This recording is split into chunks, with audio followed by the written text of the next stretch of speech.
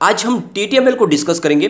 TTML के stock में आज हमने गिरावट देखी, जबकि बाजार की बात करें तो अच्छी खासी तेजी थी, उसके बावजूद भी काफ़ी बड़ी गिरावट हुई। अब ये गिरावट क्यों हुई, इसके पीछे असली वजह क्या है, इस वीडियो के माध्यम से उस वजह को डिस्कस करेंगे। साथ में आगे क्या तेजी और आने वाली है या फिर ऐसे ही स्टॉक गिरेगा। वैसे अगर आप देखें तो बहुत ही कम समय में स्टॉक आपको देखेंगे तो बॉटम बनाया था 90 का, वहाँ से स्टॉक ने बाउंस बैक दिया और काफ़ी अच्छा स्टॉक दौड़ा।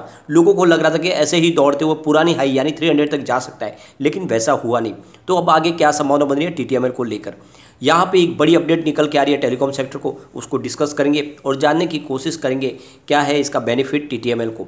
यहाँ पे सबसे बड़ी बात निकल के आ रही है, टीटीएमएल की सेहत को भी चेक करेंगे, क्योंकि आपको पता ही होगा टीटीएमएल ऑलरेडी कंपनी काफ़ी समय से लॉस में है, लेकिन फिर भी कंपनी ने अपने पूरे के पूरे बिजनेस मॉडल को ही बदल दिया है। जहाँ पे कंपनी पहले टेलीकॉम सेक्टर की सेवाएं प्रदान करती थी, लेकिन अब कंपनी ब्रॉडबैंड सेवाएं देती है।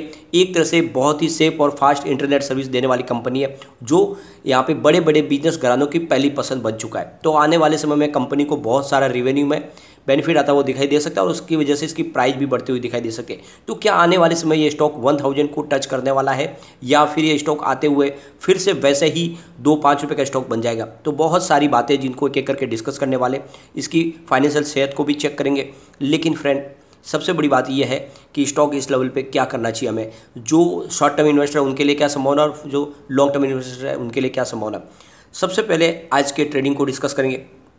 स्टॉक ओपन हुआ 137 पर, 130 का लो भी बना और हाई था 145 का। यानी आप देख सकते हो इंट्राडे में हमने तेजी भी देखी स्टॉक के अंदर, क्योंकि क्लोजिंग थी वो 135 की थी फ्राइडे की, स्टॉक 145 तक जाके आया, लेकिन बाद में जो क्लोजिंग रही वो 132 पर रही।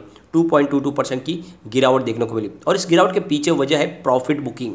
क्यों ना हो, काफ़ी कम समय में काफ़ी अच्छा स्टॉक दौड़ा है। आप देख सकते हो 29 अगस्त को ये मात्र 90 पर आ गया था, बहुत ही नीचे 2 डिजिट में आ गया था, लेकिन वहाँ से जो खरीदारी शुरू हुई तो स्टॉक ज़बरदस्त दौड़ा और ये आप देख सकते हो कि 150 तक जाके आए 2 सितंबर को। तो करीब 50 रुपये का ज़बरदस्त जंप, और ऐसे में प्रॉफिट बुकिंग तो आएगी। तो ये कम समय में सबसे बड़ी जो तेज़ी बनी थी उसका नतीजा है कि यहाँ पे हमने आज प्रॉफिट बुकिंग देखी है और स्टॉक नीचे आए। इससे डरने की कोई बात नहीं, जल्दी यहाँ पे फिर से तेज़ी की संभावना बनेगी और स्टॉक वैसे ही दौड़ेगा। आपको ये भी पता होगा 15 मई 2020 को स्टॉक मात्र 2 रुपये के आसपास था। ये काफ़ी समय से स्टॉक सिर्फ 2 रुपये के आसपास पड़ा हुआ था और उसके पीछे वजह ये थी कि जो टेलीकॉम सेक्टर में इसका बिजनेस था वो लगातार बहुत सारे लॉस में चला गया था, बहुत सारा एजीआर बकाया हो गया था। ऐसे में सरकार ने भी सख्त कदम उठाए और कंपनी की हालत और ज़्यादा खस्ता हो गई। लेकिन बाद में जब यहाँ पे टाटा सन्स ने अपनी तरफ से एक बड़ा डिसीजन लिया, उन्होंने जितने लेंडर से उनको कहा कि इसकी गारंटी हम लेते हैं, जो भी आपका बकाया है वो हम चुकाएंगे, तो उसके बाद में स्टॉक के अंदर करंट आना शुरू हो गया। सबसे बड़ी बात है कि टाटा ने अपने पुराने बिजनेस को जो टेलीकॉम का था वो भारतीय एयरटेल को बेच दिया। उसके बाद में अपने बिजनेस को पूरी तरह से चेंज करके टीटीबीएस का बिजनेस शुरू कर दिया, यानी एक मजबूत ब्रॉडबैंड सेवा जो हर तरह से सेफ्टी फीचर से लेस है। थ्रेट्स हो चाहे से किसी भी तरह के जो सिक्योरिटी में थ्रेट आ सकते हैं वो सारे के सारे यहाँ पे उसको मिनिमाइज़ किया गया। एक तरह से सेफ इंटरनेट सर्विस और फास्ट, और इसी सर्विस के दम पे स्टॉक आगे बढ़ता हुआ आपको दिखाई देगा। इसके वॉल्यूम को अगर हम एनालिस करें, पिछले 1 महीने पहले इसका 2 करोड़ का वॉल्यूम था, 1 वीक पहले 6 करोड़ का वॉल्यूम हुआ था और फ्राइडे को 12 करोड़ का काफ़ी अच्छा वॉल्यूम था। आज 5 करोड़ का वॉल्यूम है। तो फ्राइडे से वॉल्यूम कम भले है, लेकिन अगर आप पिछले इसके परफॉर्मेंस देखें तो इस वॉल्यूम अच्छा है अभी भी। अब यहाँ पे एक बड़ी अपडेट निकल के आ रही है। यहाँ पे जैसे कि आपको पता है 5G की नीलामी हो चुकी है, जल्दी 5G सर्विस लॉन्च होने वाली है, लेकिन इसके बीच में जितनी टेलीकॉम कंपनियाँ हैं वो आपस में बटी हुई दिखाई दे रही है। यानी जो सरकार ने निर्णय लिया उस निर्णय के साथ में सभी कंपनियाँ एक मत नहीं है। यहाँ पे अगर आप देखें तो 5G स्पेक्ट्रम के असाइनमेंट के लिए एक विशिष्ट कानूनी ढांचा तैयार करने के लिए कोशिश की जा रही है, लेकिन यहाँ पे रिलायंस जियो है वो और दूसरी कंपनियों के जो बीच में है मतभेद उभर के सामने आ रहे।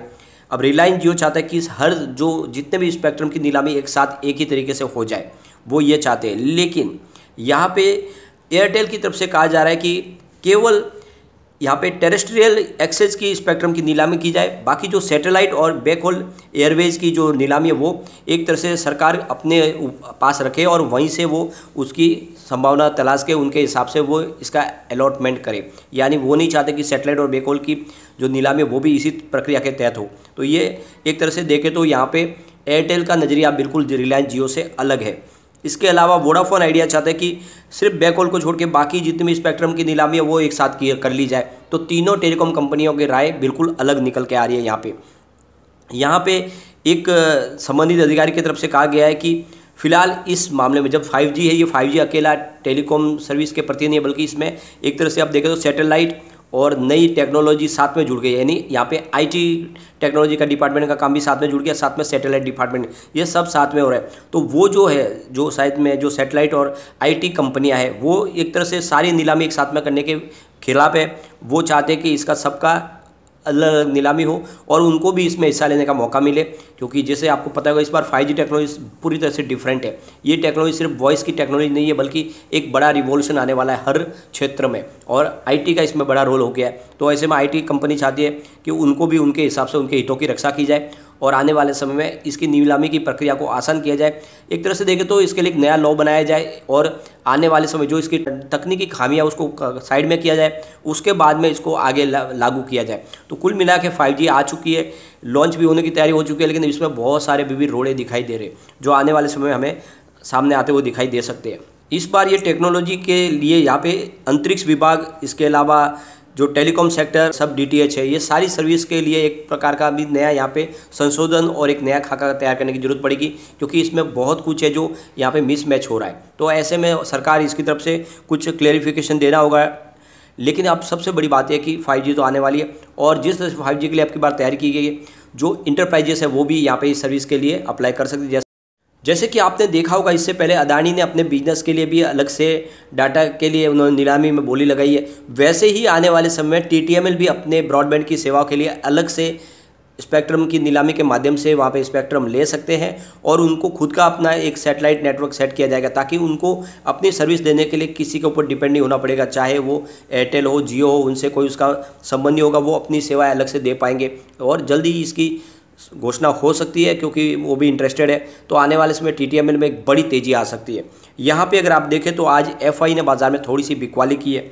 आप देख सकते हो कि 1 सितंबर को FI की तरफ से करीब देख सकते हो 11,907 करोड़ रुपीज़ का नया इन्वेस्टमेंट किया गया था, लेकिन सामने उन्होंने 14,197 करोड़ रुपीज़ की बिकवाली की थी। इस तरह से उनकी जो बिकवाली निकल कर आई थी वो 2,290 करोड़ रुपीज़ की बड़ी बिकवाली थी।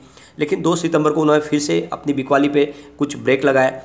2 सितंबर को उन्होंने 6,332 करोड़ रुपीज़ का नया इन्वेस्टमेंट किया और सामने 6,340 करोड़ रुपीज़ की बिकवाली की। इस तरह से उनकी जो बिकवाली निकल कर रही है वो मात्र 8.79 करोड़ रुपीज़ की थी। लेकिन आज फिर से कुछ बिकवाली बढ़ी है। आज FI की तरफ से खरीदारी भी कमी थी, यानी 4,849 करोड़ रुपीज़ का उन्होंने नया इन्वेस्टमेंट किया, और उनकी जो बिकवाली है वो 5,661 की दिखाई दे रही है। तो इस हिसाब से देखें तो 811 करोड़ रुपीज़ की उनकी आज बिकवाली है। तो आप देख सकते हो कि FI बाजार में प्रॉफिट बुक करने के मोड में फिलहाल दिख रहे। काफ़ी पिछले 1 महीने से वो लगातार खरीदारी करें। हमने ऑलरेडी डिस्कस भी किया है, एशिया के पूरे बाजार में जो इन्वेस्टमेंट आया है 9 बाजारों में FI का, उसका 76% इन्वेस्टमेंट सिर्फ उन्होंने यहाँ पे इंडिया के बाजार में किया अगस्त महीने में। बहुत ही ज़बरदस्त निवेश किया है, और इसीलिए इस समय वो थोड़ा सा प्रॉफिट बुक कर रहे हैं। काफ़ी अच्छी तेज़ी बन चुकी है, प्रॉफिट बुकिंग का समय यहाँ पे आया तो प्रॉफिट बुक करें। परफॉर्मेंस देखें तो पिछले 1 साल के हिसाब से इसने -35.67% का निगेटिव रिटर्न दिया है, जबकि इस दौरान मिड कैप की बात करें तो 2.45% का पॉजिटिव रिटर्न दिया है, और टेलीकॉम सेक्टर ने -2.05% का निगेटिव रिटर्न दिया है। तो इस हिसाब से अगर देखें तो 1 साल के हिसाब से TTML आपको यहाँ पे लूजर बनता हुआ दिखाई देगा। पिछले 1 महीने के हिसाब से देखें तो TTML ने 21.84% का पॉजिटिव रिटर्न दिया है। इस दौरान मिड कैप ने 4.59% का ही पॉजिटिव रिटर्न दिया है, और टेलीकॉम सेक्टर ने 9.38% का पॉजिटिव रिटर्न दिया। तो यहाँ पे 1 मंथ के हिसाब से विनर TTML आपको दिखाई देगा। 3 महीने के हिसाब से अगर देखें तो TTML का जो रिटर्न है वो 11.32% का है, और मिड कैप का रिटर्न 12.32% का है, और BSE टेलीकॉम का 10.08% का। तो यहाँ पे विनर PSE मिड कैप है, और उसके बाद में सेकंड नंबर TTML का है, और टेलीकॉम सेक्टर उससे पीछे रह गया है। एक बार हम इसके पिवट लेवल को चेक कर लेते हैं। तो यहाँ से अगर गिरावट होती है तो 126 का फर्स्ट सपोर्ट है, ये सपोर्ट टूटा तो 118 तक स्टॉक जाएगा, और नीचे गया तो फिर 106 तक जा सकता है। तो बड़ी गिरावट हुई तो ये फिर से 106 तक जाने की संभावना बन रही है। लेकिन जैसे ही पॉजिटिव माहौल बनना शुरू होगा तो 146 का फर्स्ट रेजिस्टेंस है, इसको पार कर लिया तो 157 तक स्टॉक जाएगा, और ऊपर गया तो फिर 166 तक जा सकता है। तो जल्दी यहाँ पे फिर से बड़ी तेजी बनने वाली है और स्टॉक ऊपर जाएगा। तो डरने की कोई बात नहीं, लॉन्ग टर्म का नजरिया लेके चले। स्टॉक एक बड़ा मल्टीबैगर है, आने वाले समय डेफिनेटली आपको अच्छा रिटर्न दे सकता है। जब 2 रुपये से स्टॉक 300 तक जा सकता है तो आने वाले समय ये स्टॉक 1000 को भी टच कर सकता है। तो बिना डरे निवेश करें, लॉन्ग टर्म का नजरिया लेके चले। लेकिन फ्रेंड, कोई भी इन्वेस्टमेंट करने से पहले अपने फाइनेंशियल एडवाइजर से एक बार भी ले ले या अपना खुद का रिसर्च करें, क्योंकि मैंने वीडियो आपके एजुकेशनल पर्पज़ के लिए ही बनाया। वीडियो पसंद आए तो लाइक से जरूर कीजिए और चैनल को सब्सक्राइब कर दीजिए। Thank you friend.